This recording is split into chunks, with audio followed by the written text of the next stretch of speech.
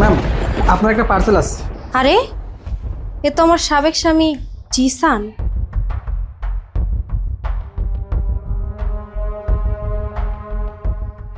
একসময় তোর অনেক টাকা পয়সা ছিল, আর সেই টাকা পয়সার অহংকারে পড়ে আমি থাকার পরেও আরেকটা বিয়ে করে আমাকে বাসা থেকে বের করে দিয়েছিল। তাহলে এমন কি হলো যে এখন ওর এই অবস্থা? ও এখন ডেলিভারি ম্যানে চাকরি করছে। বিষয়টা তো আমাকে জানতেই হবে। ম্যাম, আপনার পার্সেলটা নিন।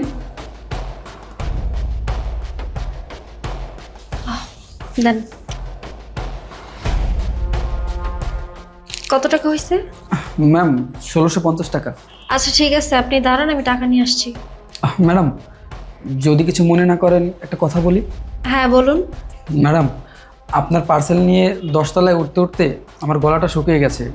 আমাকে কি এক গ্লাস পানি খাওয়াবেন? পানি খাবেন? আচ্ছা ঠিক আছে, আপনি ভিতরে এসে বসুন, আমি পানি দিচ্ছি আপনাকে। না না ম্যাডাম, ভিতরে যাব না। আপনি পানিটা দেন, আমি এখানে দাঁড়িয়ে খেয়ে নিচ্ছি। পানি দাঁড়িয়ে খাবেন? আপনি ভিতরে এসে বসুন, আমি পানি দিচ্ছি। জি।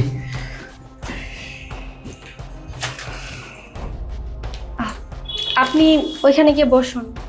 আচ্ছা ঠিক আছে।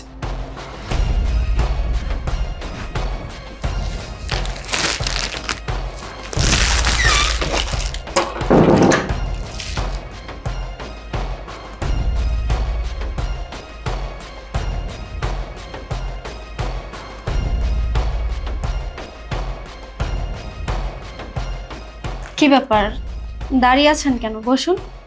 জি। আপনি বসুন, আমি আপনার জন্য পানি নিয়ে আসি।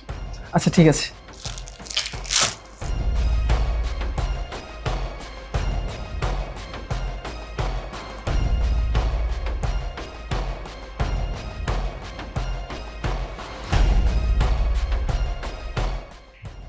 নিন পানি।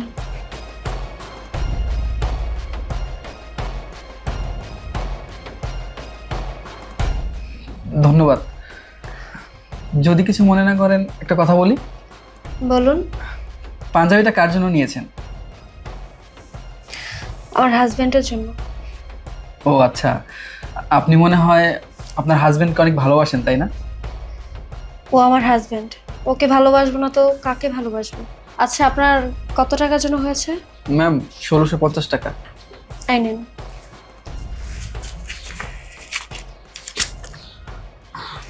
ম্যাম, আমার কাছে তো ভাঙতি টাকা নেই। সমস্যা নেই, ভাঙতি দিতে হবে না, বাকি টাকাটা আপনার বকশিস। কি বলছেন ম্যাম? ডেলিভারির চাকরি করি, মানুষ তো ঠিকমতো পুরো পেমেন্টই করতে চায় না, আর আপনি আমাকে বাসায় এনে বসালেন, পানি খাওয়ালেন, আবার বকশিসও দিচ্ছেন। আচ্ছা ম্যাম, যদি কিছু মনে না করেন আরেকটা কথা বলি। আসলে আপনার ভয়েসটা না আমার কেমন যেন পরিচিত মনে হচ্ছে। যদিও আপনার ফেসটা আমাকে দেখান নাই, তবে আমার মনে হচ্ছে আমি এর আগেও আপনার সাথে কথা বলেছি। এইসব আপনি কি বলছেন? আহ, আপনার সাথে আমার আগে পরে কখনো কথা হয়নি। তাছাড়া মানুষের মতো মানুষের কণ্ঠ হয় না, হয়তো আমার ভয়েসের সাথে মিল এরকম কারোর সাথে আপনি কথা বলেছেন। হ্যাঁ, সেটা আপনি ঠিকই বলেছেন, সেটাও হতে পারে। আচ্ছা, আপনাকে দেখে তো ভদ্র এবং শিক্ষিত বলে মনে হচ্ছে। মনে হচ্ছে আপনি বড়লোক কোনো ফ্যামিলি থেকে বিলং করেন। তাহলে আপনি একজন ডেলিভারি মানে চাকরি কেন করছেন বলুন তো? ম্যাডাম, এসব কথা বাদ দেন, এটা অনেক বড় একটা হিস্টোরি। এসব শুনতে গেলে শুধু শুধু আপনার সময় নষ্ট হবে। আমার কথা শুনে আপনার সময় নষ্ট করার কোনো দরকার নেই। আর তাছাড়া আমার এখনও অনেকগুলো পার্সেল ডেলিভারি দেওয়া বাকি আছে, আমি আজকে আসি।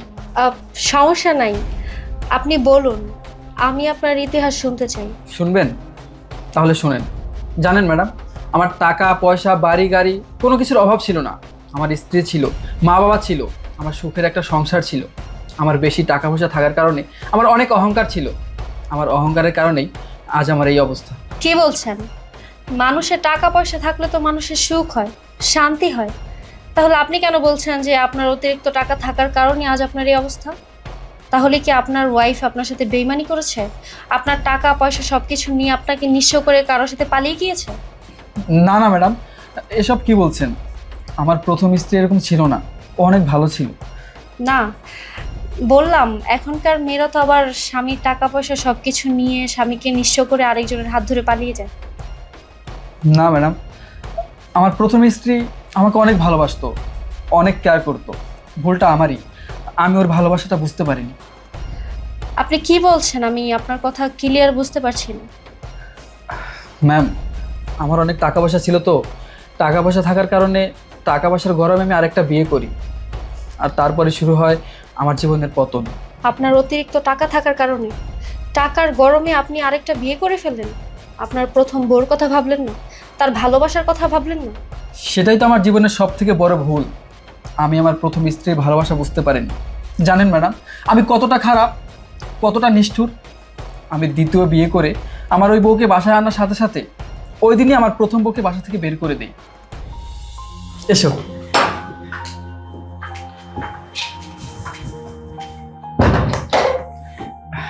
দাঁড়াও। মা, বাবা, মা, কোথায় তোমরা? এদিকে এসো। কি রে বাবা তুই? হ্যাঁ মা, বাবা, মা, তোমাদের দোয়ায় আমি আরেকটা বিয়ে করেছি। আরে কি বলিস, তুই বিয়ে করেছিস? খুব ভালো কাজ করছিস। এই না হলে কি আমার ছেলে কাজের মতো কাজ করেছিস, আমি খুব খুশি হয়েছি। আর বৌমা দেখতে মাশাআল্লাহ অনেক সুন্দর। কি বলো? হ্যাঁ অনেক সুন্দর, আমারও অনেক পছন্দ হয়েছে। কি করব বাবা, অনেকদিন ধরে ভাবতেছিলাম আর একটা বিয়ে করব, অবশেষে করেই ফেললাম। কি ব্যাপার, তুমি এরকম বর ভেসে কেন? আর এই মেয়েকে? তোমার চোখে কি ছানি পড়েছে? চোখে দেখো না, ও নতুন বউ। বউ তো বুঝলাম, কার বউ? ও আমার বউ, আমি ওকে বিয়ে করেছি। কি? আমি তোমার বউ থাকার পরেও তুমি আবার একটা বিয়ে করছো? হ্যাঁ করেছি, তো কি হয়েছে? আরে যে ছেলে খাওয়াতে পারে, পড়াতে পারে, সে একটা কেন 5টা বিয়েও করতে পারে। আর তাছাড়া আমার তো টাকা পয়সার কোনো অভাব নেই, আমার এত টাকা পয়সা কে খাবে? সেই জন্য আমি আরেকটা বিয়ে করেছি। বৃষ্টি, মা বাবাকে সালাম করো। বেঁচে থাকো মা, বেঁচে থাকো, বেঁচে থাকো। ঠিক আছে ঠিক আছে, ভালো থাকো। মা, বাবা, আপনাদের ছেলে এত বড় একটা অন্যায় করছে, আপনারা তো ওকে কিছু বললেনই না, উল্টা সাপোর্ট করছেন। বৌমা তুমি এটা কি বললা? আমার ছেলে অন্যায় কাজ কি করছে? আমার ছেলে কোনো অন্যায় কাজ করেন। আমার ছেলে তো ভালো কাজ করছে, ফরজ কাজ করছে, বিয়ে করছে, অন্যায় তো কিছু করে নাই। শোনো, আমি তোমার বউ থাকার পরেও তুমি এই মেয়েটাকে বিয়ে করে বাসায় নিয়ে আসছো, আমি এটা কিছুতেই মানতে পারবো না। আর আমি সতীন নিয়ে সংসারও করতে পারবো না। ঠিক আছে, তুমি যদি সতীনের সংসার করে এই বাসায় থাকতে পারো তাহলে থাকতে পারো, আমার কোনো সমস্যা নেই। কারণ আমার তো টাকা পয়সার কোনো অভাব নেই। আর যদি সংসার করতে না চাও তাহলে বাসা থেকে চলে যেতে পারো। হ্যাঁ, চলেই যাব, কারণ সতীন নিয়ে সংসার করার থেকে ডিভোর্সি হয়ে বেঁচে থাকাটা অনেক ভালো। ঠিক আছে, তোমার ইচ্ছে। বাবা তুমি চাইলে থাকতে পারো, কারণ এখানে তোমার কোনো সমস্যাই হচ্ছে না। খাওয়া দাওয়া শুরু থেকে বিলাসিতা যা কিছু আছে সব কিছু করতে পারতেছ। আর তাছাড়া আমাদের এত টাকা পয়সা, হোটেল সম্পদ, তোমার কোনো কষ্ট হতো না। একটাবার ভেবে দেখতে পারো। বাবা, আপনি হয়তো ভুলে গেছেন, একজন বাঙালি মেয়ে বা একজন বাঙালি নারী তার নিজের সব কিছু ভাগ দিতে পারে, শুধুমাত্র স্বামীর ভাগ দিতে পারে না। আর আমিও একজন বাঙালি নারী, আমি সতীন নিয়ে সংসার করতে পারবো না। আপনার ছেলে আমি থাকার পরেও এই মেয়েটাকে বিয়ে করে নিয়ে আসছে, আপনার ছেলে ওকে নিয়েই সংসার করুক। আমি চলে যাচ্ছি, তবে যাওয়ার আগে একটা কথা বলে যাচ্ছি বাবা, আজকে আপনার ছেলে আমার সাথে যে অন্যায় করেছে আর সেগুলো আপনারা দেখেও সহ্য করেছেন, উল্টো তার সাপোর্ট করেছেন, আমি বলে যাচ্ছি বাবা, এই অন্যায়ের জন্য আপনার ছেলে একদিন পস্তাবে, সাথে আপনারাও।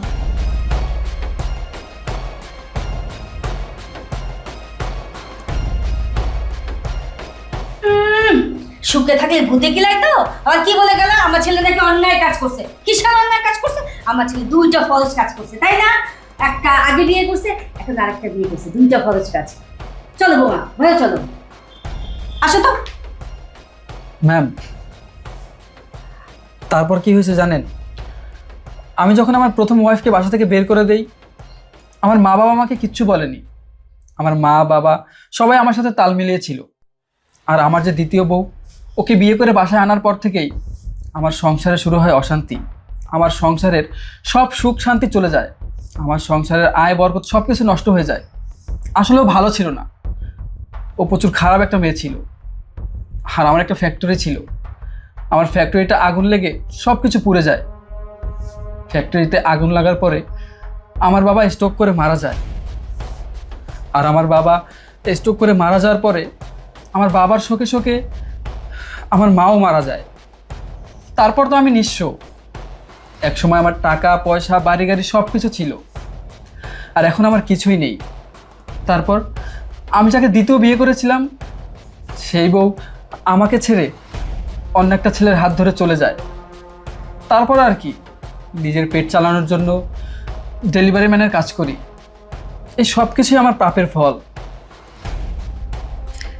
আসলে কি জানেন তো, আল্লাহ ছাড় দেয় কিন্তু ছেড়ে দেয় না। আপনি আপনার প্রথম বউর সাথে অনেক অন্যায় করেছেন, অপরাধ করেছেন, সেজন্য আজ আপনার এই অবস্থা। ভাবনা, ভাবনা তুমি এখানে? আমি তোমাকে অনেকদিন পরে পেয়েছি। তোমাকে আমি আর হারাতে চাই না। তোমাকে হারিয়ে আমি আমার জীবনের সব কিছু হারিয়েছি। ভাবনা, তুমি আমার সাথে চলো। আমার হাত ধরবেন না আপনি। এখন আর এসব সম্ভব না। আমার বিয়ে হয়ে গেছে, আমার স্বামী আছে।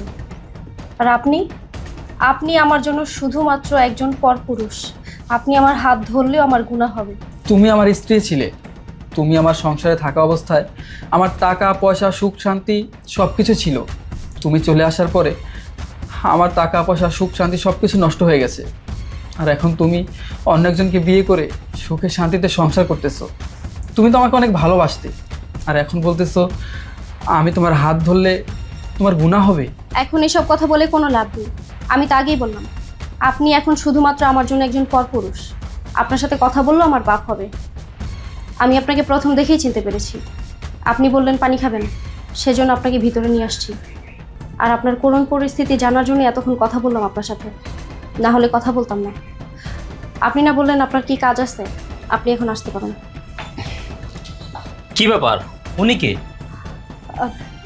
উনি ডেলিভারি ম্যান। উনি বললো যে উনি নাকি পানি খাবেন, সেজন্য ভিতরে নিয়ে বসিয়েছি। ও, তো ওনাকে শুধু পানিতে বসে রাখছো কেন? কিছু খেতে দিলে না? না না, আমি আর কিছু খাবো না। তোমার জন্য পাঞ্জাবিটা অর্ডার দিয়েছি। কি বলো, পাঞ্জাবি অর্ডার করছে? ওয়াও, পাঞ্জাবিটা অনেক সুন্দর। পছন্দ হয়েছে তোমার? হ্যাঁ, খুব পছন্দ হয়েছে। আচ্ছা ঠিক আছে স্যার, ম্যাডাম, আমি তাহলে আসি। চলে যাবেন? জি।